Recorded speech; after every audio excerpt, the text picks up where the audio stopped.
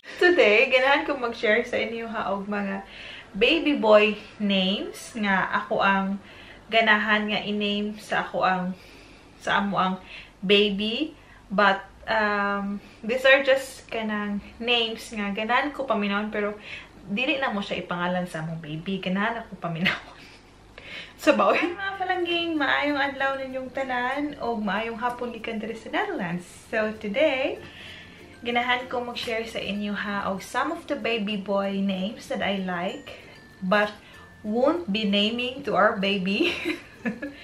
Kay, as you may all know, we are expecting a baby girl. So, here I have a small list for the name of the babies that ganahan ko paminawon if ako lang ang magbuot sa name sa bata. But, syempre, namtay bana, no? Di pa pwede nga ako na magbuot sa name sa bata. So, I have here the names of the babies nga ganahan ko paminawon. So, these are all baby boy names. Para nako, these are baby boy names. So, let's get started. I have here in my list 12 baby boy names. So, number 12, I like the name Xavier.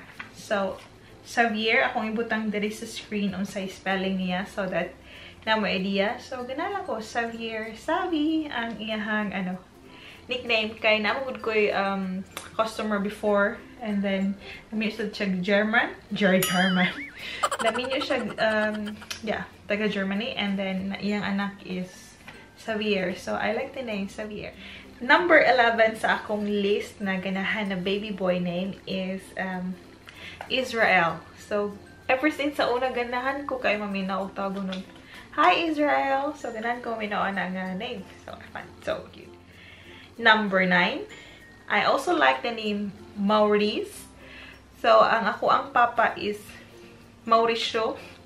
But, gusto na ko siya nga a little bit unsay tawag na, mura og bag-o paminawon. So, ang spelling is, instead nga, haguaning na yung mga pollen nga naglupad-lupad. Oy.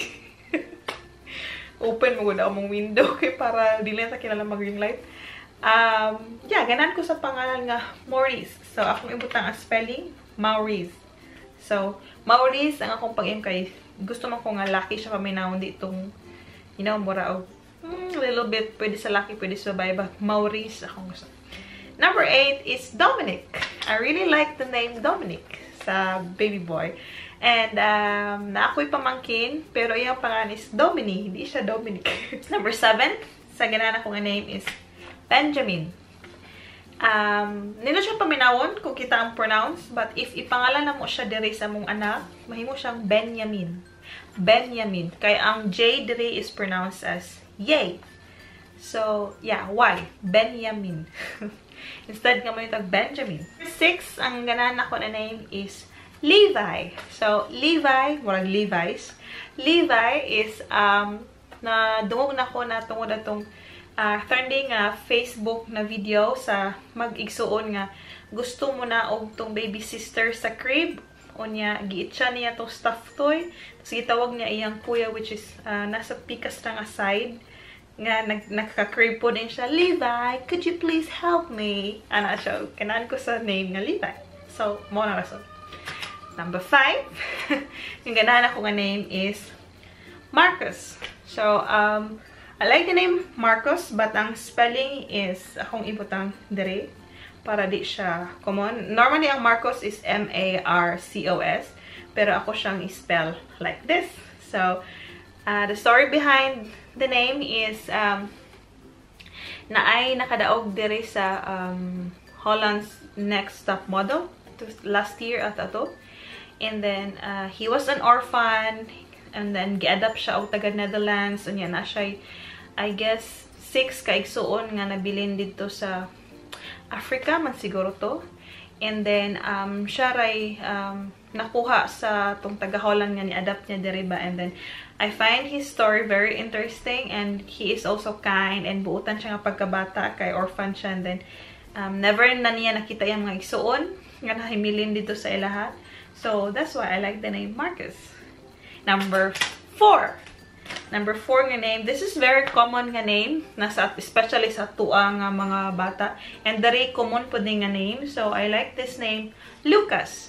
But the spelling of Lucas, I won't be using L-U-C-A-S. I'll be using L-U-K-A-S. Lucas. Number 3. I also like the baby boy named Dylan. Refer a name Dylan also to a baby girl. So I have a colleague named Dylan. Hi Dylan! Hey Scott! So I also have a pamangkin nga anak ni Buboy o ni Stephanie nga ang pangalan is Dylan. So I like the name Dylan.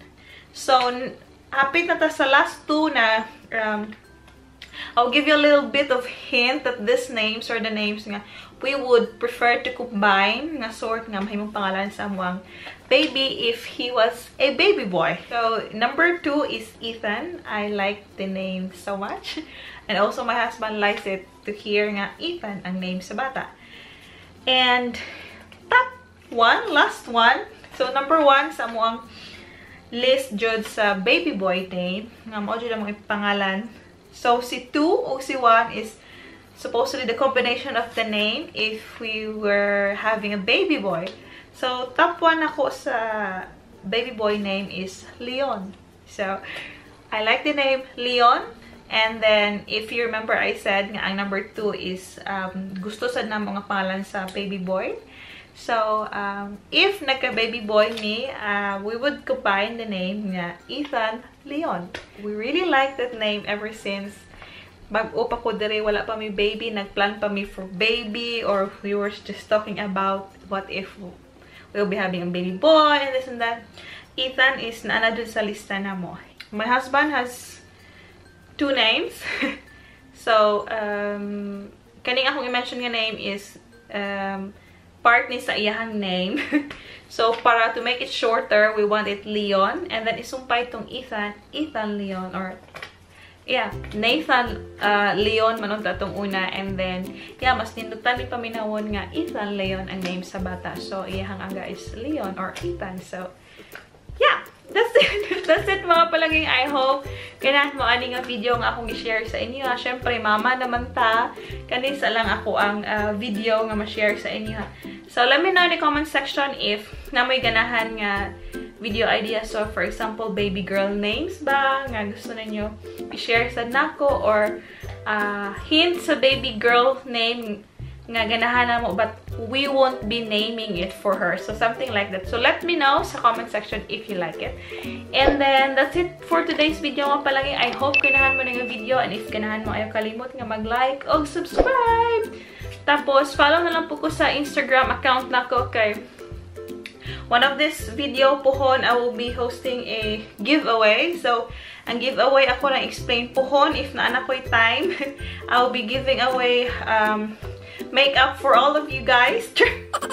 Mag-giveaway ko gamay nga makeup halipay sa mga viewers nako. But ako ra siyang i-clear nga ang giveaway nako is dirira sa Holland. Dili pa ko ka-afford nga para sa Pilipinas kaya at the moment dili po siya ideal nga maoy ako ang hatag nga giveaway for my yeah, nasa Pinas nga viewers. So that's it for today mga palanging. Daghan kayong salamat no, og magkita-kita ta sa sunod ako nga video. Bye!